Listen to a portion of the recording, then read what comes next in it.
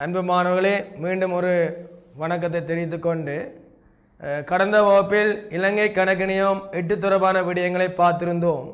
இது தொடர்பான உங்களுடைய கமெண்ட்ஸை என்னுடைய அந்த யூடியூப் கல்வி பிரிவின் யூடியூப்பாக நீங்கள் தெரிவித்துக் கொள்ளலாம். உங்களுக்கு அடுத்தடுத்து இலங்கை கணக்கணியம் ஃபுல்லாக நான் படிப்பித்து முடிப்பேன். அடுத்த பாடங்கள் தேவைன்னு சொன்னால் நீங்கள் என்னென்ன பாடம் முக்கியமாக தேவைன்னு குறிப்பிட்டிருந்தீங்கன்னு சொன்னால் அந்த பாடம் செய்வேன். கடந்த கொரோனா மூட்டம் எல்லைக்கிரியல் பாடமும் அது தொடர்பாக கணக்கெடு 1 தொடர்பான பாஸ் பேப்பர்களையும் செய்துவிட்டார். 2020ஆம் ஆண்டுக்குரிய கடந்த கால பரீட்சை வினாக்கள் நாங்கள் இலங்கை கணக்கணியம் முடித்த கையோட அந்த பேப்பரை செய்வோம். சரியா?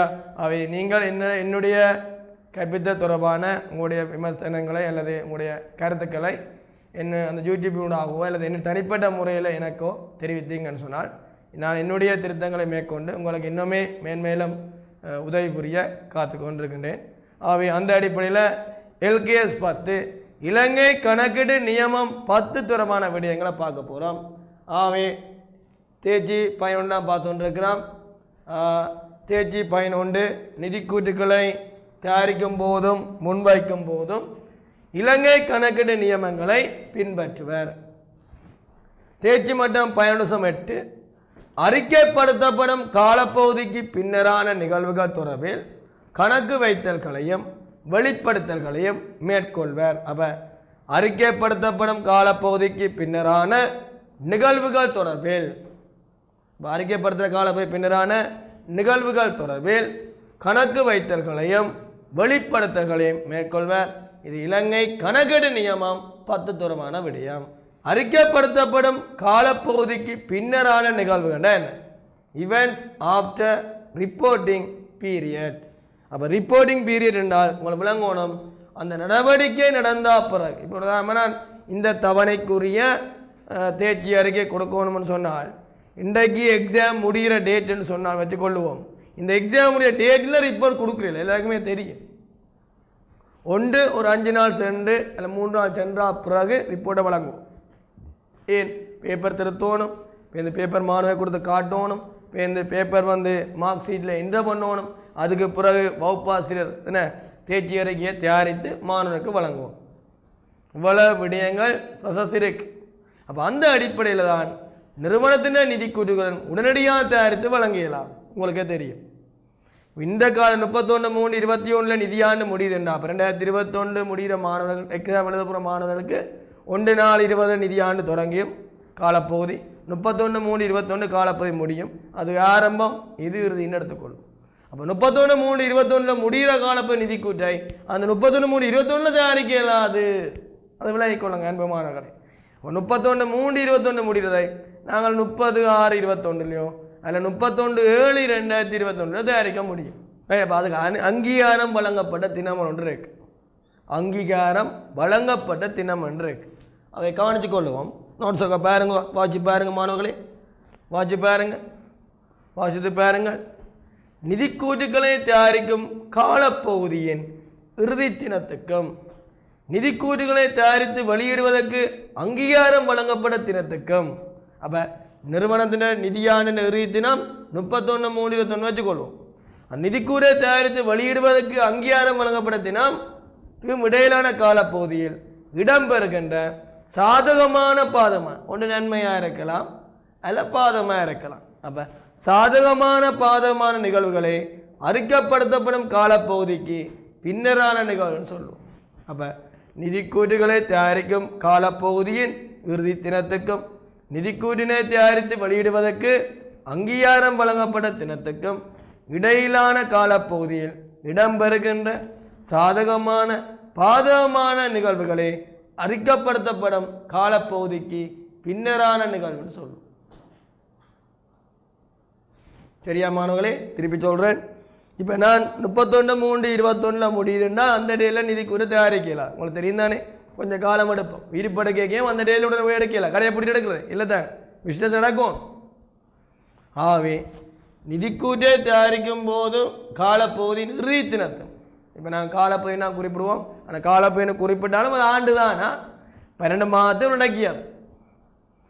ஏன்னா ஆவர்த்தனை எண்ணக்கரை கால அளவட்டு எண்ணக்கரில் பார்த்துனாங்க 12 மாதத்தை நடக்கியது. ஆகவே நிதிக்கூட்டை தயாரிக்கும் காலப்பகுதியின் இறுதி தினத்துக்கும் நிதிக்கூட்டை தயாரித்து வெளியிடுவதற்கு அங்கீகாரம் வழங்கப்பட்ட தினத்துக்கும் இடையிலான காலப்பகுதியில் இடம்பெறுகின்ற சாதகமான பாதகமான நிகழ்வுகளே அறிக்கைப்படுத்தப்படும் காலப்பகுதிக்கு பின்னரான நிகழ்வுன்னு சொல்லுவோம். முந்தி கடந்த காலத்தில் 5 தினத்துக்கு பின்னணின்னு சொன்னது, இப்போ 5 சொல் பாய்ப்பதில்லை. ஆகவே அறிக்கைப்படுத்தப்படும் காலப்பகுதிக்கு பின்னரான நிகழ்வுகள். சரி, அந்த நிதியாண்டு காலப்பகுதி அறிக்கையிடும் காலப்பகுதிக்கு பின்னரான நிகழ்வுகள் கவனித்துக் கொள்ளுங்க மாணவர்களே. 1/4/2020 தொடக்க திகதி. அப்போ 1/4/2020 என்பது ஆரம்பித்த திகதி.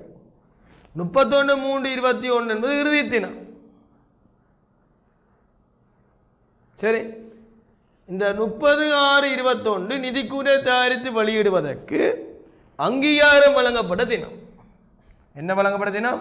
அங்கீகாரம் வழங்கப்பட்ட தினம். அப்போ விளங்கிக் கொள்ளுங்கள், இது காலப்பகுதி. காலப்பகுதி என்ன? இந்த போட்டிருக்கு 1/4/2020 தொடங்கி 31/3/21 இதுக்கு இறுதி தினம். இது ஆரம்ப தினம். அப்போ தொடக்க திகதி, இறுதி திகதி. அப்போ இதை சொல்லுவோம் கணாய்ச்சிக்கு கதைப்போம் 2020ஆம் ஆண்டு 2021ஆம் ஆண்டு. இப்போ நான் செய்கிற காலப்பகுதி 2020-21 கணாய்ச்சிக்கிறேன். இதான் உங்களுக்கு எக்ஸாம் வர ஆண்டாகவும் இருக்கு. 30/6/2021 நிதிக்கூட்டை தயாரித்து வெளியிடுவதற்கு அங்கீகாரம் வழங்கப்பட்டிருக்கிறேன். அப்போ இந்த தினம் அங்கீகாரம் வழங்கப்பட்ட தினம், இந்த இடப்பட்ட காலப்பகுதி. சுருக்கமாக சொன்னால் 1/4/21க்கும் 30/6/21க்கும் இடப்பட்ட இந்த அறிக்கையிடும் காலப்பகுதிக்கு பின்னரான நிகழ்வுகளுடைய காலப்பகுதியாக சொல்லப்படும்.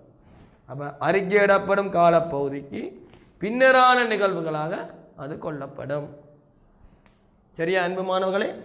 ஆகவே அறிக்கையிட காலப்பகுதி பின்னரான நிகழ்வு என்ன? நிதியாண்டின் இறுதி தினத்துக்கும் நிதிக்கூட்டை தயாரித்து வெளியிடுவதற்கு அங்கீகாரம் வழங்கப்பட்ட தினத்துக்கும் இடையில் இடம்பெறுகின்ற சாதகமான பாதகமான நிகழ்வுகளை தான் சொல்லுவோம் அறிக்கையிட காலப்பகுதிக்கு பின்னரான நிகழ்வுன்னு சொல்லுவோம். சாதகமான பாதகமான நிகழ்வு தான் சொல்லுவோம் அறிக்கையிட காலப்பகுதிக்கு பின்னரான நிகழ்வுன்னு சொல்லுவோம். சரியா? ரைட், கவனிச்சுக்கொள்ளுங்க, இதை பார்த்துக்கொள்ளுங்க. அப்போ இந்த காலப்பகுதியை சொல்லுவோம் நிதியாண்டு. இது நிதியாண்டின் தொடக்க திகதி, நிதியாண்டின் இறுதி தினம். காலப்பகுதியின் தொடக்க திகதி, காலப்பகுதியின் இறுதி திகதி. அறிக்கையிடும் காலப்பகுதி பின்னரான நிகழ்வுகள் அந்த 31/3/21 இறுதி தினம் என்னால் 1/4/2021க்கும் 30/6 நிதிக்கூட்டை தயாரித்து வெளியிடுவதற்கு அங்கீகாரம் வழங்கப்பட்ட தினம் இருக்கல்லோ, அதுக்கு இடப்பட்ட தினம் அறிக்கையிட காலப்பகுதிக்கு பின்னரான நிகழ்வுன்னு சொல்லுவோம். அறிக்கைப்படுத்தப்படும் காலப்பகுதியின் பின்னரான நிகழ்வினை வகைப்படுத்த. அப்போ LKS 10 அமைய அறிக்கைப்படுத்தப்படும் காலப்பகுதி பின்னரான நிகழ்வினை எவ்வாறு வகைப்படுத்தலாம்? அப்போ அறிக்கைப்படுத்தப்படும் காலப்பகுதிக்கு பின்னரான நிகழ்வை எவ்வாறு வகைப்படுத்தலாம்? 1. சீராக்கம் செய்யும் நிகழ்வுகள். அன்பு மாணவர்களே, சீராக்கப்படும் நிகழ்வுகள். 2. சீராக்கப்படாத நிகழ்வுகள்.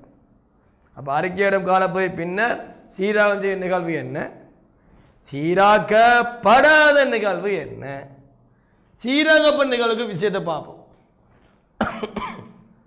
அறிக்கையிடும் காலப்பகுதியின் இறுதி தினத்தில் காணப்பட்ட நிலைமைகளுக்கு சான்று பயிரக்கூடிய நிகழ்வுகள் தான் சீராக்கப்படும் நிகழ்வு. அப்போ அந்த காலப்பகுதியின் இறுதி தினத்துக்கும் அங்கீகாரம் வழங்கப்பட்ட தினத்துக்கும் இடையில் இடம்பெறும் நிகழ்வுகளை எது சீராகம் செய்யப்படும்? இந்த நிதி கூற்றுக்கள் இல்லை, எது சீராகப்படாது. அதான் ரெண்டாவது பிரிச்சுக்கணும், சீராகப்படும் நிகழ்வு, சீராகப்படாத நிகழ்வு. அப்போ அறிக்கையிடும் காலப்பகுதியின் இறுதி தினத்தில் காணப்பட்ட நிலைமைகளுக்கு சான்று பயிரக்கூடிய நிகழ்வுகள் சீராகப்படும் நிகழ்வுகளாகும். இவை நிதிக்கூற்றுகளில் சீராகப்பட வேண்டிய நிகழ்வுகளையும் லாப இடத்தில் தாக்கத்தினை ஏற்படுத்தின நிகழ்வுகளாகவும் காணப்படும். இவை நிதிக்கூற்றுகளில் சீராகப்பட வேண்டிய நிகழ்வுகளையும் லாப நட்டத்தில் தாக்கத்தினை ஏற்படுத்தின நிகழ்வுகளாகவும் காணப்படும். அப்போ நிதிக்கூற்றில் சீராகம் செய்யணும், மற்றது லாப நட்டத்தில் தாக்கத்தை ஏற்படுத்துகின்ற நிகழ்வாக காணப்படும். அப்போ லாபமல நட்டம் மற்றும் ஏனைய முற்றுமடங்கிய வருமான கூறில் காட்டு நிகழ்வாகவும் இருக்கும். மற்ற விடயம் சீராகப்படுத்துகின்ற சீராக செய்கின்ற நிகழ்வாகவும் இது காணப்படும். சீராகப்படும் நிகழ்வுகளுக்கு உதாரணங்கள் முகப்பிங்க. சீராகப்படும் நிகழ்வுக்கு என்ன உதாரணம் பெறும்? என்ன உதாரணம் பெறும்? குறித்த நிதியாண்டு காலப்பகுதியில் பதவி நீக்கம் செய்யப்பட்ட ஊழியர் ஒருவரினால் தொடரப்பட்ட வழக்கு தொடர்பில் நிதிநிலைமை தினத்துக்கு பின்னர் செலுத்த வேண்டிய நட்டஈடு. அப்போ இந்த 1/4/20 முடிகிற காலப்பகுதியில் ஊழியரை நான் தேவையெல்லாம் வேலை எப்படி நிப்பாட்டி போட்டேன். அந்த ஊழியர் நிறுவனத்துக்கு எதிராக இந்த காலப்பகுதியில் கேஸ் ஃபைல் பண்ணி அந்த அங்கீகாரம் வழங்கப்படுத்தின 30/6 அந்த டேட்டுக்குள்ள தீர்ப்பு வழங்கப்பட்டால், அவருக்கு நான் நட்டஈடு கொடுக்க வேண்டி வரும் என்று ஒரு தீர்ப்பு வழங்கப்பட்டால் அதுக்கு எதிராக நாங்கள் சீராக செய்யத்தான் வேணும். அப்போ ஊழியர் இழப்பீடு கணக்கு வரவு, ஊழியர் இழப்பீடு ஏற்பாட்டு கணக்கு செலவு, ஊழியர் இழப்பீடு எங்கே போகும்? ஏனைய செலவில் போகும். வருமானக்குள்ள இழப்பீடு ஏற்பாடு எங்கே போகும் என்றால் நடைமுறை பொறுப்பில் போகும். ஏனைய சென்மதிக்க நடைமுறை பொறுப்பில் போகும். குறித்த கணக்காண்டின் இறுதி தினத்துக்கு பின்னர் அங்கீகாரம் வழங்கப்பட்ட தினத்துக்கு முன்னர், அப்போ நிதியாண்டு பிறகு அங்கீகாரம் வழங்கப்பட்ட தினத்துக்கு முன்னர் வகையற்றவராக மாறுதல், வங்குரோத்து நிலைமை. அப்போ என்னடா பொருளை கடனுக்கு நான் அவருக்கு வித்தினான், கடனுக்கு பொருளை வாங்கினவர் வங்குரோத்து நிலைமை அடைதல், அறவிட முடிய கணா மாறுறது. ஆகவே குறித்த கணக்கான இறுதி தினத்துக்கு பின்னர் அங்கீகாரம் வழங்கப்பட்ட தினத்துக்கு முன்னர் வகையற்றவராக மாறுதல். நோட் பண்ணி வைங்க மாணவர்களே, அறவிட முடியா கடனாக மாறுதல், அறவிட முடியா கடனாக மாறுதல்.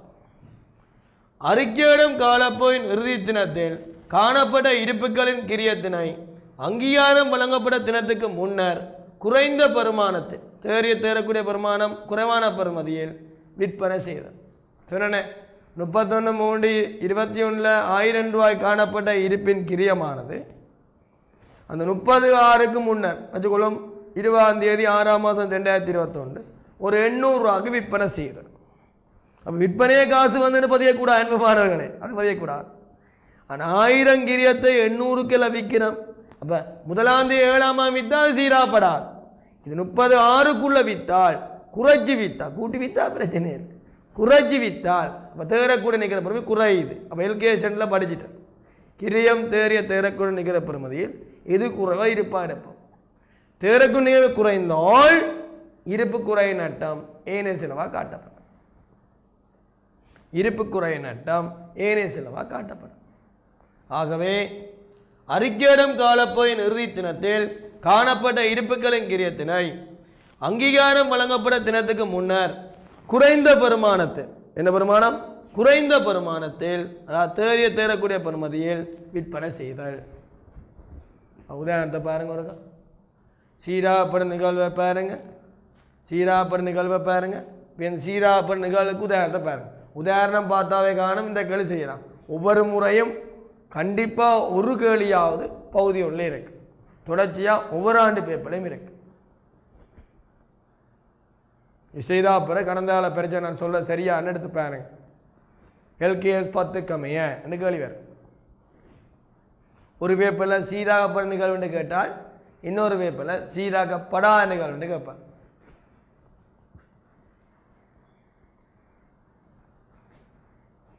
அப்போ அறிக்கையிடும் காலப்போயின் இறுதி தினத்தில் காணப்பட்ட நிலைமைகளுக்கு சான்று பயிரக்கூடிய நிகழ்வுகள் சீராகப்படும் நிகழ்வுகள். இவை நிதி கூற்றுக்களில் சீராக்கப்பட வேண்டிய நிகழ்வுகளையும் லாப இடத்தில் தாக்கத்தினை ஏற்படுத்தும் நிகழ்வுகளாகவும் காணப்படும். சீராகப்படும் நிகழ்வுகளுக்கு உதாரணம், குறித்த நிதியாண்டு காலப்போயில் பதவி நீக்கம் செய்யப்பட்ட ஊழியர் ஒருவரினால் தொடரப்பட்ட வழக்கு தொடர்பில் நிதிநிலைமை தினத்துக்கு பின்னர் செலுத்த வேண்டிய நட்டஈடு. அப்படின்னு எழுதி வச்சுக்கொள்ளுங்க, அப்படின்னு எழுதுங்க, சொல்கிறேன்னு எழுதுங்க. முதலாவது உதாரணத்துக்கு டபுள்னு சொல்கிறேன்னு எழுதுங்க. சீராக்கம் செய்கிறோமല്ലോ. அப்போ ஊழியர் இழப்பீட்டு கணக்கு வரவு, ஊழியர் இழப்பீட்டு ஏற்பாட்டு கணக்கு செலவு. அப்போ ஊழியர் இழப்பீட்டு கணக்கு வரவு, ஊழியர் இழப்பீட்டு ஏற்பாட்டுக்கான செலவு. ஊழியர் இழப்பீட்டு கணக்கு வரவு ஊழியர் இழப்பீட்டு ஏற்பாட்டுக்கான செலவு. குறித்த கணக்கான இறுதி தினத்துக்கு பின்னர் அங்கீகாரம் வழங்கப்பட்ட தினத்துக்கு முன்னர் வகையற்றவராக மாறுதல். வகையற்றவர் வங்குரோத்து நிலைமை அடைதல் சொல்லுவோம். அறவிட முடியா கடன் சொல்லுவோம். நோட் பண்ணுங்க அன்பு மாணவர்களே, அறவிட முடியா கடன். அதில் வியாபார வருமதி மதிப்பு குறைப்பு நட்டம். வியாபார வருமதி மதிப்பு குறைப்பு நட்டம் எழுதிக்கொள்ளுங்க. அறவிட முடியா கடன் கணக்கு வரவு கடன் பட்டம் கட்டுப்பாட்டுக்கான செலவு. அறவிட முடியா கடன் கணக்கு வரவு கடன் பட்டோன் கட்டுப்பாட்டுக்கான செலவு. அறவிட முடியா கடன் கணக்கு வரவு கடன் பட்டோன் கட்டுப்பாட்டு கடன் பட்டோன் கட்டுப்பாட்டுக்கான செலவு.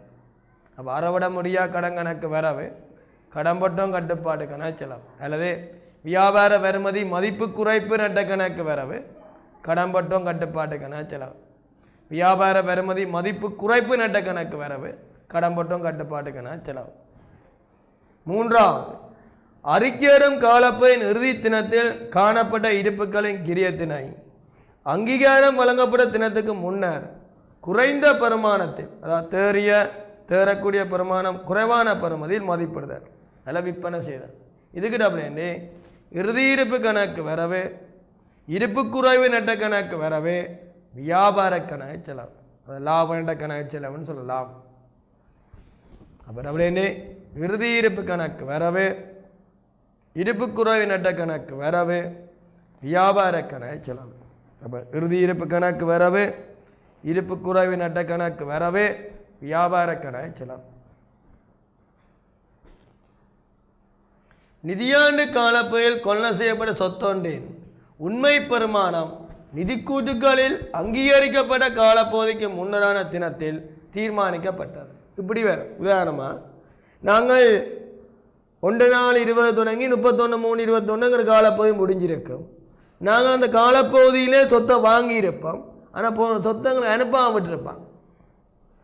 சொத்தை எங்களுக்கு அனுப்பாமல் விட்டுருப்பாங்க. அப்போ நான் பதியாமல் விட்டுட்டேன். ஆனால் எங்கட காலப்பகுதியை வாங்கிட்டேன். அப்போ நான் வாங்கிட்டேன்னு சொன்னால் கணக்கில் பதியத்தானே வேணும். அப்போ கருத்து என்ன? நிதியாண்ட காலப்பகுதியில் கொள்ள செய்யப்பட்ட சொத்தொன்றின் உண்மை பெருமானம் நிதிக்கூட்டு அங்கீகரிக்கப்பட்ட காலப்பகுதிக்கு முன்னரான தினத்தை தீர்மானிப்படும். இந்த காலப்பை வாங்கிட்டேன் சொல்கிறேன் தம்பி, நீ பொருளை கொண்டு சொத்தை கொண்டு போடா, நான் பிறகு நான் சொத்து தொடர்பான விடயம் தொடர்பான பெருமதி உனக்கு அனுப்புகிறேன். நேரம் அனுப்பாமல் விட்டேன். பேருந்து நான் வாங்கி ஃபோன் அடித்து கேட்டு நீங்கள் என்ன பெருமதி பில் போட்டுக்கிறீங்க சொல்லுங்கோ, என்ன கணக்கில் பதியோனம். அப்போ 1,00,000 சொன்னால் தளவாடம் வாங்கினால் தளவாட கணக்கு வேறு 1,00,000 கொடுக்கணும்னா தளவாட கடன் கொடுத்தவங்க செலவு. அதில் மோட்டார் வாங்கினா மோட்டார் வாகன கணக்கு வரவு மோட்டார் வாகன கடன் கொடுத்தவங்க செலவு. ஆகவே நிதியாண்டு காலப்பகுதியில் கொள்ள செய்யப்பட்ட சொத்தொன்றின் உண்மை பெருமானம் நிதிக்கூட்டு அங்கீகரிக்கப்பட்ட காலப்பகுதிக்கு முன்னரான தினத்தில் தீர்மானிக்கப்பட்டது. முன்னரான தினத்தில் தீர்மானிக்கப்பட்டால் இந்த விடயம் வரும். அடுத்த சீராகப்படா நிகழ்வு பாருங்க. நோட்ஸ் நீங்கள் ஒரு வாட்சி பாருங்க. வேறு தியரி பாருங்க, கொஞ்சம் சுலவாக தான் போகணும். ஏன்னு சொன்னால் அப்போ உங்களுக்கு விளாங்க எல்கேஸனை வறுக்கிறதுக்குரிய ரீசன் நான் குறைக்கிறதுக்கு ஒரு ரீசன் சுலோவாகவும் பயிற்சி வினாக்களும் உதாரணத்துடன் செய்ய தான் மாணவர்கள் விளாங்க. பரீட்சையில் இப்படி கேள்வி வந்திருக்கா, ஈஸியாக நோட்ஸ் படிக்கலாம். சீராக்கப்படாத நிகழ்வுகள் அறிக்கைப்படுத்தப்படும் காலப்பகுதிக்கு பின்னர் மேலும் நிலைமைகளை வெளிப்படுத்தும் நிகழ்வுகள் சீராக்கப்படாத நிகழ்வுகள் ஆகும். என்ன சொல்ற? அறிக்கைப்படுத்தப்படும் காலப்பகுதிக்கு பின்னர். அப்ப 31/3/21 பின்னர் மேலெழும் நிலைமைகள், அதுக்கு பிறகு மேலெழுந்த நிலைமைகள் வெளிப்படுத்தும் நிகழ்வுகள் சீராக்கப்படாத நிகழ்வுன்னு சொல்லுவோம். இவை நிதிக்கூற்றுகளில் சீராகம் செய்ய வேண்டிய தேவை ஏற்படாதவுடன் குறிப்பு வடிவில் வெளிப்படுத்தல் வேண்டும். என்ன வடிவில்? குறிப்பு வடிவில் வெளிப்படுத்த வேண்டும். இதை கணக்கில் என்ன செய்யலாது, சீராகம் செய்ய இயலாது. குறிப்பு வடிவில் மட்டும் வெளிப்படுத்தணும் என்றால் சரியானதாக இருக்கு. அப்போ அறிக்கைப்படுத்தப்படும் காலப்பகுதிக்கு பின்னர் மேலும் நிலைமைகள் வெளிப்படுத்தும் நிகழ்வுகள் சீராகப்படாத நிகழ்வுகள் இது நிதிக்கூற்றுகளில் குறிப்பு வடிவில் மாத்திரம் வெளிக்காட்டப்படும். நிதிக்கூற்றுகளில் குறிப்பு வடிவில் மாத்திரம் வெளிக்காட்டப்படும். இனி சீராக்கப்படாத நிகழ்வுகளுக்கு உதாரணங்கள். அந்த உதாரணத்தை பார்த்தீங்கன்னா ஈஸியாக விளங்கும், பார்த்துக்கொள்ளுங்க. சீராகப்படாத நிகழ்வுக்கு என்ன உதாரணம்? சீராகப்படாத நிகழ்வுக்கு உதாரணங்கள்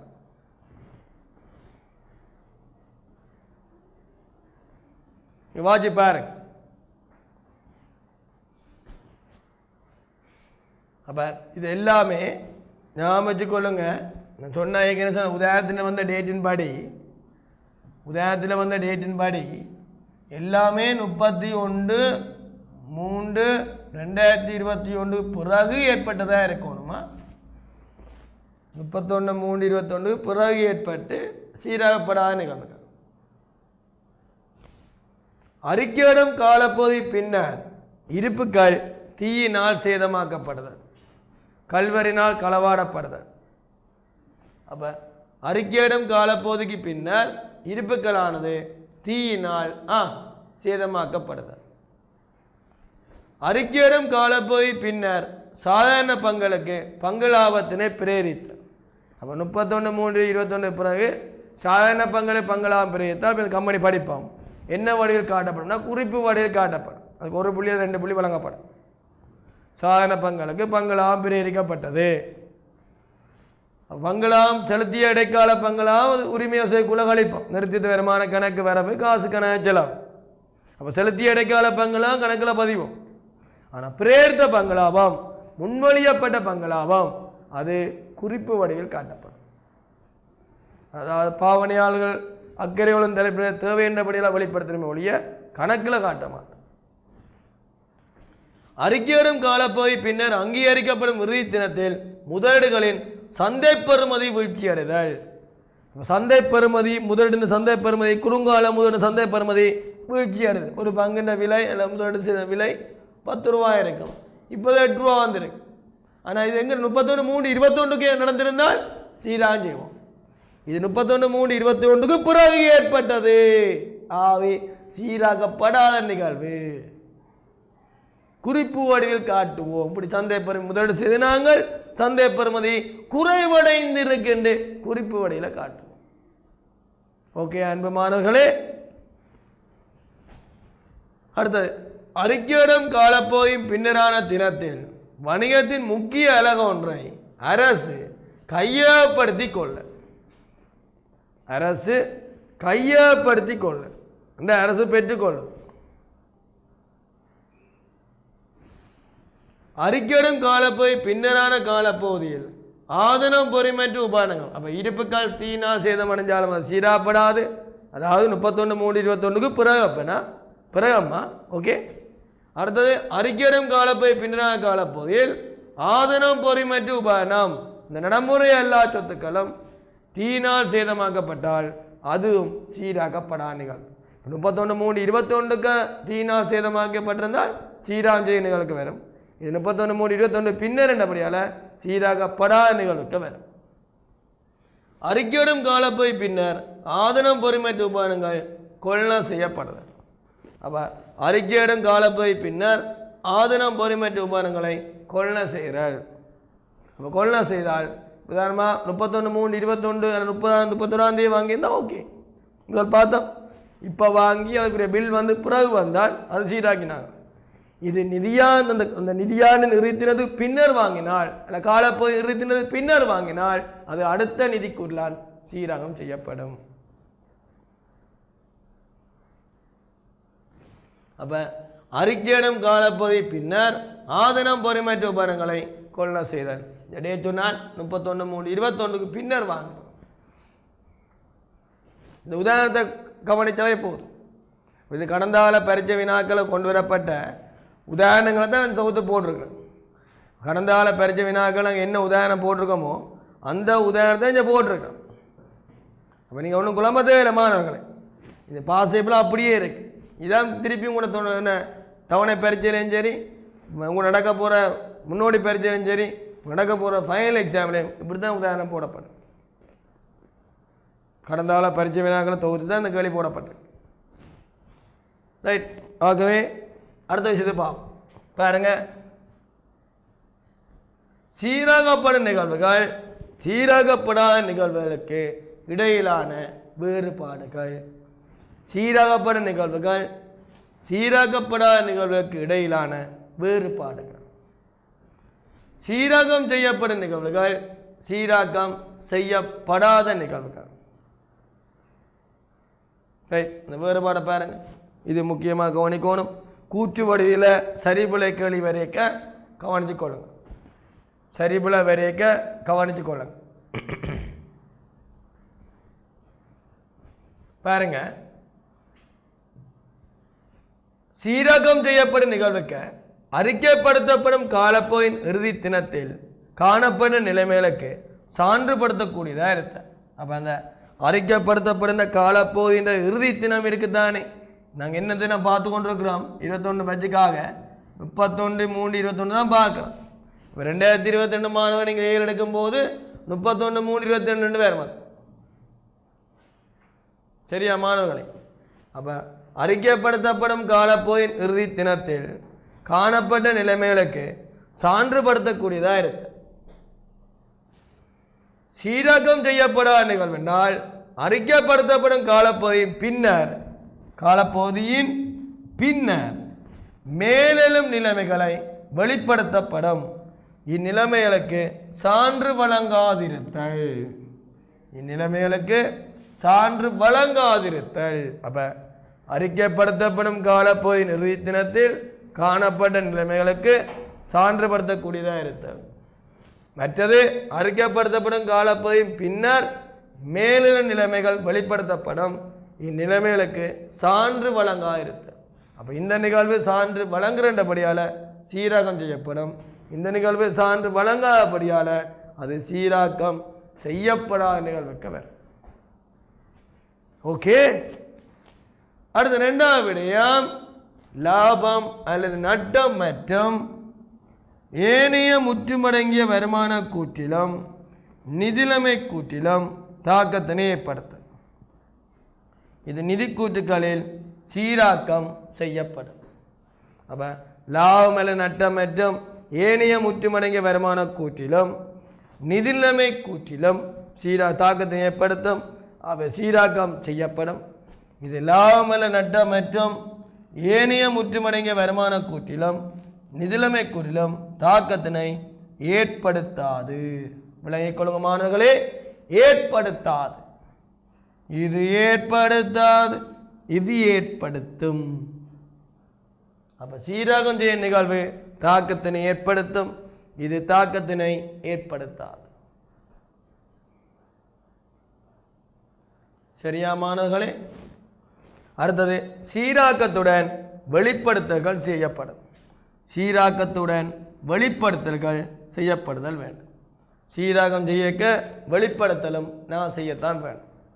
அடுத்தது குறிப்புகளின் மூலம் வெளிப்படுத்தல் செய்தால் மட்டும் போதுமானது. இது குறிப்பாக காட்டுகின்றபடியால் குறிப்புகள் மூலம் வெளிப்படுத்தல் செய்தால் மட்டும் போதுமானது. இதை கணக்கில் சீராகம் செய்ய வேண்டிய அவசியம் இல்லை. சொன்னால 31/3/21 பிறகு ஆதனம் பொறிமற்ற உபானங்கள் தீயினால் சேதமாக்கப்படுதல், பொருட்கள் தீயினால் சேதமாக்கப்படுதல், குறுங்கால முதலிலே சந்தர்ப்ப வீழ்ச்சி, நட்டங்கள் அல்லது இந்த காலம் 31/3 பின்னர் கடனுக்கு விற்கப்பட்டு அந்த டேட்டுக்குள்ள அறுவடை முறைகள் வந்தான், அதுவும் சீராப்படாத நிகழ்வு தான். அல்லது 31/3/21 நடைபெற்றிருக்கும், கடன் போட்டோன் வித்திருப்பர், அந்த அங்கீகாரம் பண்ணப்பட தினத்துக்கு பிறகுதான் அறுவடை முறைகள் ஏற்படும்.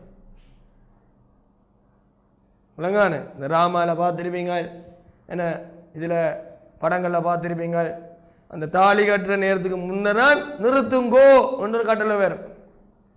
என்ன அந்த படம், அந்த கிளைமேக்ஸ்ன்னு சொல்லுவோம். ஏன்னா அந்த நேரம் தான் நிறுத்துங்கோ, அதுக்கு பிறகு என்ன தாலி கட்டினா பிறகு ஒன்றும் செய்யலாம். அன்பு மாணவர்களே, அது பிறகு ஒன்றும் செய்யலாம். ஆகவே அந்த அங்கீகாரம் வழங்கப்பட தினத்துக்கு பிறகு நாங்கள் ஒன்றும் செய்யலாம். அது அறவிடம் சீராகம் செய்ய நிகழ்வாக இருந்தாலும் இருப்பு வீழ்ச்சி நட்டம், அறவிட முடியா கடன் என இந்த நட்டங்கள் எல்லாமே அந்த 31/3/21 இருந்து 30/6/21 நடக்கும். அதுக்கு பிறகு எப்படின்னா அதுவும் சீராக்கம் செய்யப்படாத நிகழ்வு தான். இருப்புக்களை அந்த டேட்டுக்குள்ளே குறைச்சி விற்கும். தேரக்கு நிகரப்பெருமை குறைச்ச விலைக்கு விற்கும். அப்படி இருந்தால் தான் சீராக்கம் செய்ய நிகழ்வுக்கு வேறு.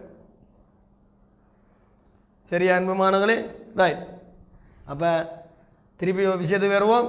சீராகப்பட நிகழ்வு, சீராகப்படாத நிகழ்வுக்கு இடையிலான வேறுபாடுகள். சீராகம் செய்யப்படும் நிகழ்வு அறிக்கைப்படுத்தப்படும் காலப்பையின் இறுதி தினத்தில் காணப்பட்ட நிலைமைகளுக்கு சான்றுபடுத்தக்கூடியதாக இருத்தல். சீராகம் செய்யப்படாத நிகழ்வு அறிக்கைப்படுத்தப்படும் காலப்பகுதியின் பின்னர் மேலுள்ள நிலைமைகள் வெளிப்படுத்தப்படும். இந்நிலைமைகளுக்கு சான்று வழங்காதிருத்தல். லாபமல நட்டம் மற்றும் ஏனைய முற்றுமடைங்க வருமான கூட்டிலும் நிதிலைமை கூட்டிலும் தாக்கத்தினை ஏற்படுத்தும். இது நிதி கூட்டுகளில் சீராகம் செய்யப்படும். அங்கால லாபமல நட்டம் மற்றும் ஏனைய முற்றுமடைங்க வருமான கூட்டிலும் நிதிலைமை கூட்டிலும் தாக்கத்தினை ஏற்படுத்தாது. நிதி கூட்டுகளில் சீராகம் செய்யப்பட மாட்டார். சீராக்கத்துடன் வெளிப்படுத்தல் செய்யப்படுதல் வேண்டும். அங்கான குறிப்புகள் மூலம் வெளிப்படுத்தல் செய்தால் மட்டும் போதுமானது. LKS 10 அமைய வெளிப்படுத்த வேண்டிய விடயங்கள் என்ன பாருங்க. ஒவ்வொரு இலங்கை கணக்கு நியமனம் தொடர்பாகவும் வெளிப்படுத்துகளை நாம் மேற்கொண்டு தான் என்னென்ன வெளிப்படுத்தல்னு பார்க்க. அப்போ LKS 10 அமைய வெளிப்படுத்த வேண்டிய விடயங்கள் ஒன்று, நிதிக்கூட்டுகளை வெளியிடுவதற்கு அங்கீகாரம் வழங்கப்பட்ட தினம் என்ன. அப்போ நாங்கள் நிதிக்கூட்டை தயாரிப்பதற்கு என்ன டேட் நாங்கள் அங்கீகாரம் வழங்கினாங்க. அப்போ அங்கீகாரம் அளிக்கப்பட்ட திகதி அல்ல அங்கீகாரம் வழங்கப்பட்ட தினம் என்ன. சரி, அடுத்தது வெளிப்படுத்துவதற்கு அங்கீகாரம் வழங்கிய நபர்களின் பெயர் விவரங்கள் என்ன. வெளிப்படுத்துவதற்கு அங்கீகாரம் வழங்கிய நபர்களின் பெயர் விவரங்கள் என்ன. அடுத்தது அப்போ அறிக்கைப்படுத்தப்படும் காலப்பு இறுதி தினத்தில் காணப்படும் நிலைமைகள். அப்போ அறிக்கைப்படுத்த தினத்தில் என்ன நிலப்பாடு இருக்கு. அறிக்கைப்படுத்தப்படும் காலப்பின் பின்னர் இடம்பெற்று சீராகம் செய்யப்படாத நிகழ்வும் இருக்கா. முதல் பார்த்தோம் என்னென்ன விடயங்கள் சீராகம் செய்ய நிலைமை இருக்கு. சீராகம் செய்யப்படாத நிகழ்வு தன்மை என்ன. அடுத்த நிதி ரீதியான பண ரீதியான அல்ல பண ரீதியான தாக்கம் தொடர்பான மதிப்பீடு மற்றும் மதிப்பீடு ஒன்று மேற்கொள்ளாது விடின் அவை தொடர்பான விடயங்கள். சரி, அப்போ ஒன்று பார்ப்போம். LKS 10 அமைய வெளிப்படுத்த வேண்டிய விடயங்கள். நிதிக்கூட்டுகளை வெளியிடுவதற்கு அங்கீகாரம் வழங்கப்பட தேதி என்ன. அப்போ 31/3/21 நிதியாண்டு இறுதி தினம் என்றால் எப்போ அங்கீகாரம் வழங்கணும். 30/6/21 இருக்கலாம். சரி, அதில் 31/7 இருக்கலாம், அதில் 31/5 இருக்கலாம். அப்போ இந்த டேட் அங்கீகாரம் வழங்கப்பட தினம். வெளிப்படுத்துவதற்கு அங்கீகாரம் வழங்கிய நபர்களின் பெயர் விவரங்கள். எந்த இயக்குனர் சபை, எந்த பணிப்பாளர் சபை, யார் அங்கீகாரம் வழங்கியிருக்கிறேன். அடுத்தது அறிக்கைப்படுத்தப்படும் காலப்பை இறுதி தினத்தில் காணப்பட்ட சீராகம் செய்யும் நிலைமைகள் என்னென்னு பார்க்கலாம். நிலைமைகள் என்ன. அறிக்கைப்படுத்தப்படும் காலப்பையும் பின்னர் இடம்பெற்று சீராகம் செய்யப்படாத நிகழ்வின் தன்மை என்ன. நிதி ரீதியான தாக்கம் தொடர்பான மதிப்பீடு மற்றும் மதிப்பீடு ஒன்று மேற்கொள்ளாவிடின் அவை தொடர்பான விவரம். தாக்கம் இருந்தால் தாக்கத்தை சொல்லணும், தாக்கம் இல்லை என்றால் என்ன காரணம்னு கீழே நாங்கள் அக்கறைகளும் தரப்பினருக்காக குறிப்பாக காட்டுவோம். என்ன தற்கால எதிர்கால முதலீட்டாளர்கள், சாத்தியமான முதலீட்டாளர்கள், கடன் வழங்குனர்கள், என்ன கடன் வழங்குனர், ஏனைய கடன் கொடுத்தோர்கள், இவைகளுக்காக நிதி ரீதியான தாக்கம் தொடர்பான மதிப்பீடு மற்றும் மதிப்பீடு ஒன்று மேற்கொள்ளாவிடி அவை தொடர்பான விவரங்கள் என்னன்னு சொல்லுவோம். சரியா, பயிற்சியினாக்களை போகுமா. அப்போ LKS 10 அறிக்கையிட காலப்பை பின்னரான நிகழ்வு, சீராக்கப்பட நிகழ்வு, சீராக்கப்படாத நிகழ்வு, மற்றது இது தொடர்பான வெளிப்படுத்துங்கள். ரைட், விஷயத்தை போகும் அன்பு மாணவர்களே.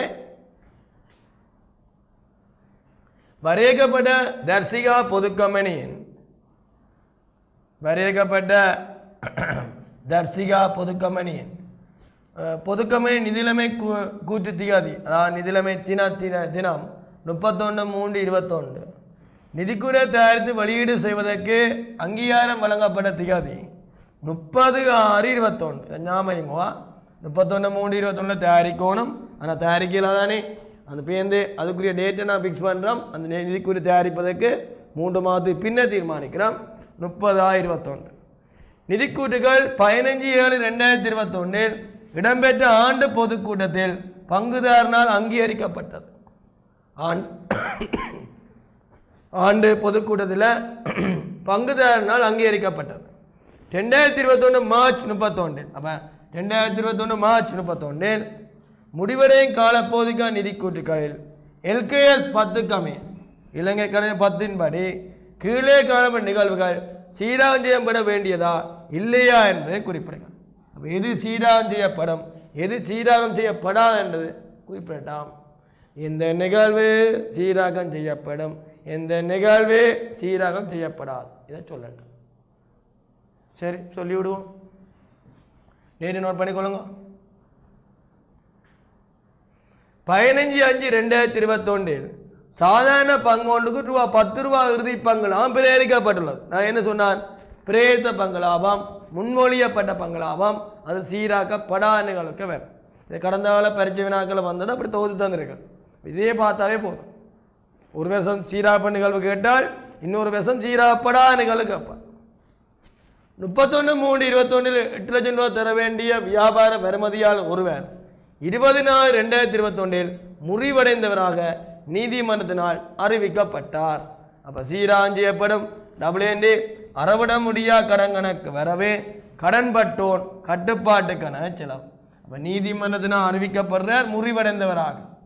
2ஆம் முறிவு அதல்ல வகையேற்றவராக மாறுற எனக்கு ஒரு நட்டத்தை ஏற்படுத்துகின்ற. அப்போ அறவிட முடியா கடன் கணக்கு வரவே கடன் பட்டோன் கட்டுப்பாட்டுக்கான செலவு. கடன் பட்டோன் கட்டுப்பாட்டுக்கான செலவு. 31/3/21 6 லட்சம் ரூபாய் தர வேண்டிய வியாபார வரிமை பாருங்க. இதுவும் அதுதான் இதுவும் அதுதான். ஆனால் 24 36க்குள்ள வருது. இது 10/7/2021 முறிவடைந்தவராக நீதிமன்றத்தினால் அறிவிக்கப்பட்டார். இது சீரகம் செய்ய வேண்டியதில்லை. அப்போ இது சீராகம் செய்யப்படும் இது சீராகம் செய்ய வேண்டியதுன்னா விளங்கிக் கொள்ளணும். இந்த அறவிட முடியாத கடன் சீராகம் பட பாடமாக்குறேன் தான் முக்கியம். டேட்டை கவனிக்கும். அந்த டேட்டுக்குள்ளே வந்தால் சீராகப்படும். அந்த டேட்டுக்கு பிறகு நடந்தால் அதுவும் சீராகப்படாத நிகழ்வு. குறிப்பு வடிவெல்லாம் காட்டுவோம்.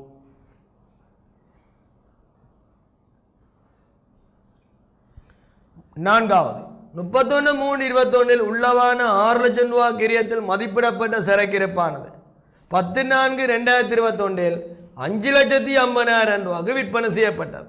அந்த விற்பனைக்குரிய காசை பதிய மாட்டோம். ஆனால் குறைச்சி வித்திருக்கிறோம். கிரியத்திலுமா தேரக்குரிய குறைச்சி வித்திருக்கிறோம். WND இறுதி இருப்பு கணக்கு வர 550,000 இருப்பு குறைவு நட்ட கணக்கு வர 50,000 வியாபார கணக்கு செலவு 6 லட்சம். இறுதி இருப்பு கணக்கு வர 550,000 இருப்பு குறை நட்ட கணக்கு வரும் 50,000 வியாபார கணக்கு செலவு 6 லட்சம் ரூபாய் வரும். அவை சீராக்கம் செய்யப்படும். முதலீடுகளின் சந்தை பெறுமதியானது 30/4/21 இருந்து 30/6/21 வரையான காலப்பகுதியில் 2 லட்சம் ரூபாயினால் குறைவடைந்தது. முதலீட்டின் சந்தை பெறுமதி ஏற்படும் வீழ்ச்சி குறுங்கால முதலீடு சந்தை வீழ்ச்சி சீராக்கம் செய்யப்பட வேண்டியதில்லை. சீராக்கப்பட மாட்டாது. குறிப்பு வழியில் காட்டப்படும். முக்கிய வாடிக்கையாளர் ஒருவரால் 1/10/2020 1/10 காலப்போது எங்கட காலப்போது அப்போ 1/10/2020 அப்போ 1/10/2020 கம்பெனிக்கு எதிராக தொடுக்கப்பட்ட வழக்கு ஒன்றில் அவருக்கு ஏற்பட்ட பாதிப்புகளை கம்பெனி பணம் செலுத்த வேண்டும் என்பதை உறுதிப்படுத்தி 30/4/2020 அப்போ கேஸ் ஃபைல் பண்ணது எங்கட காலப்போது 31/3/21 முன்னர் இழப்பு அந்த 36க்கு முன்னர் சொல்றான் நீதிமன்றத்தினால் வழங்கப்பட தீர்ப்பு. அப்போ கொடுக்கத்தான் வேணும்.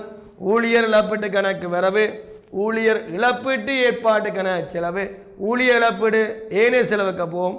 இழப்பீடு ஏற்பாடு நிதிலைமைக்குள்ள நடைமுறை பொறுப்பில் ஏனைய சென்மதிக்க போகும். இந்த ஏனைய கொடுக்குமதிகளும் ஒரு குறிப்பாக காட்டுவோம். ஏனைய சென்மதிக்காக போகும். ஆகவே சீராக்கம் செய்யப்படும் நிகழ்வு. எவ்வளோ பார்ப்போம், எவ்வளோ பாருங்க. ரைட், 10 மே 2020 கம்பெனியினால் பொருள் வழங்குனர் மீது விற்பனை பொருள் குறைபாடு தொடர்பாக தொடரப்பட்ட வழக்கு தொடர்பில் 2021 ஏப்ரல் 28 ரூபாய் 8 மில்லியன் நட்டேடா கம்பெனி செலுத்த வேண்டும் என நீதிமன்றம் உத்தரவிடுதல். இது நான் பொருளை வாங்கி எனக்கு ஏமாத்திட்டேன், அப்போ வழங்குனர் எனக்கு பொருள் தரணும். அப்போ நீதிமன்றம் சொல்லுது எனக்கு நீங்கள் அப்படி கொடுக்கணும், யார் வழங்குனது சொல்லுது. அப்போ என்ன பெற வேண்டிய என்ன வழங்கணும், பெற வேண்டிய கணக்கு வேற, இது ஒரு வருமானமாக காட்டலாம், விளப்படையாக இருந்து வருமானமாக காட்டலாம். அப்போ 10 மே 2020 கம்பெனினால் பொருள் வழங்குனர் மீது விற்பனை பொருள் குறைபாடு தொடரப்பட்ட வழக்கு தொடர்பில் 2021 ஏப்ரல் 22 8 மில்லியன் நட்டேடா கம்பெனி செலுத்த வேண்டும் என நீதிமன்றத்தினால் உத்தரவிடுதல். அப்போ வழங்குனர் என்று பெற வேண்டிய கணக்கு வரவு ஏன்னா அந்த உத்தரவாத பொருள் குறைபாடு வேறமாக இருக்கலாம், அந்த அதனுடைய வருமான கணக்கு செலவு. அப்போ வழங்குனர் வருமதி கணக்கு வரவு 8 மில்லியன், பொருள் குறைபாட்டு வருமான கணக்கு செலவு 8 மில்லியன் ரூபான்னு வரும். பொருள் குறைபாட்டு வருமானம், வருமானம் தானே, எனக்கு நட்டமாக காட்டியிருப்பேன் குறைபாடு, இப்போ அவட்ட பெற்றுக்கொள்கிறேன், ஆகவே எனக்கு அது வருமானமாக காட்டிக்கொள்ளும். 20 ஏப்ரல் 2021 கம்பெனியில் ஏற்பட தீயழிவு காரணமாக, அதாவது 31/3/21 பிறகு ஏற்படுது 80,000 கிரியமான பொருட்கள் முற்ற அழிவடைந்தது. நான் தீனா அழிகிறது என்ன செய்யப்படாது, சீராக்கம் செய்யப்படாத நிகழ்வு. அப்போ சீராக்கம் செய்ய வேண்டியதில்லை. அப்போ சீராக்கப்படாத நிகழ்வுக்கு என்ன வராது, நான் குறிப்பிட வராது. 2021 ஏப்ரல் 30 புதிய ஆதனம் ஒன்று 2 மில்லியனுக்கு கொள்ள செய்யப்பட்டது. புதிய ஆதனம் வாங்கினா அடுத்த நிதியாண்டு தான் வாங்க, 31/3/21 முன்னர் வாங்கியிருந்தால் சீராகப்படும். ஆதனம் பொறி மற்றும் கணக்கு வரவு காசு கணக்கு செலவு, இது பிறகுதான் காசு போகுது, ஆகவே சீராக்கம் செய்ய வேண்டியதில்லை. ஊழியர் ஒருவர் 1/1/2000 வேலை நீக்கம் செய்யப்படுவது தொடர்பாக கம்பெனிக்கு எதிராக தொடரப்பட்ட வழக்கு ஒன்றில் அவருக்கு ஏற்பட்ட பாதிப்புக்கு கம்பெனி 6 லட்சம் ரூபாயை செலுத்த வேண்டும் என உறுதிப்படுத்தி 2021 மே 21 நீதிமன்றத்தினால் வழங்கப்பட தீர்ப்பு. சீராகம் செய்யப்படும் என நான் ஊழியர் அந்த காலப்பில் நிப்பாட்டியிருக்கிறேன். ஊழியர் இழப்பீட்டு கணக்கு வரவே ஊழியர் இழப்பீட்டு ஏற்பாட்டு கணக்கு செலவு. வேலை நீக்கம் செய்யப்படணும், ஊழியர் நிப்பாட்டினுக்குரிய அந்த இழப்பீட்டு கணக்கு கொடுக்கணும், ஏனே செலவு கொண்டே காட்டுங்க, எவ்வளவு 6 லட்சம் ரூபா. ஊழியர் இழப்பீடு ஏற்பாட்டு கணக்கு செலவு கொண்டே ஏற்பாடு விஷயத்தில் பார்த்து நாங்கள் கொண்டே நிதிலைமைக்குள்ள நடைமுறை பொறுப்பில் ஏனைய கொடுக்குமதிக்க காட்டுங்க. சரி, அப்போ இதுவும் சீராகம் செய்யப்படும். ரைட், 31/3/21 காணப்பட்ட இயந்திரம் ஒன்றின் கொண்டு செல் மீதியான 6 மில்லியன் ரூபா 15/4/2001 முற்று முழுதாக தீயினால் சேதமாக்கப்பட்டது. இப்போ கிரியை தினத்து 2 கழிச்சு வந்த கொண்டு செல் மீதி ஒரு தீயினால் சேதமாகப்படுது. ஏற்கனவே சொல்லிட்டேன், எங்கிற 31/3/21 தீயினால் சேதமாக்கப்பட்டால் அது சீராகம் செய்யப்படும். பிறகு ஏற்பட்டால் அது சீராக்கப்படாத நிகழ்வுக்கு ஏற்படும், அது அடுத்த நிதியாண்டில் சீராக்கம் செய்யப்படும். கம்பெனியினால் 10/6/2021 வழங்கப்பட்ட பொது பங்கு வழங்கல் 8 மில்லியன் ரூபா ஆகும். அப்போ 10/6/21 என்பது அடுத்த நிதியாண்டு 1/4/21 31/3/22 காலப்பகுதிக்குரியது. அப்போ தான் எனக்கு காசு வரும் அந்த காலப்பகுதி. அப்போ 31/3/21 சீராகம் செய்ய மாட்டோம், ஆனால் குறிப்பாக நோட் பண்ணிடுவோம். ஆகவே பங்கு வழங்கல் மூலம் நான் என்ன பணத்தை பெற்றுக்கொள்ளலாம். ரைட், ஆகவே அந்த அடிப்படையில் பார்த்துருப்பீங்க மாணவர்களே, கவனித்து கொள்ளுங்க. இதான் அந்த விடயம். எந்த நிகழ்வுகள் சீராகம் செய்யப்படும், எந்த நிகழ்வுகள் சீராகம் செய்யப்படாத நிகழ்வு பார்த்திருப்பீங்க. அவை அந்த அடிப்படையில் இலங்கை கணக்கீடு நியமம் 10 தொடர்பான விடயம் அறிக்கை காலப்பை பின்னதான நிகழ்வுகளை பற்றி குறிப்பிடப்படுது. அதில் எந்த நிகழ்வுகள் சீராகம் செய்யப்படும், எந்த நிகழ்வு சீராகம் செய்யப்படாத நிகழ்வை பற்றி பார்த்தோம்.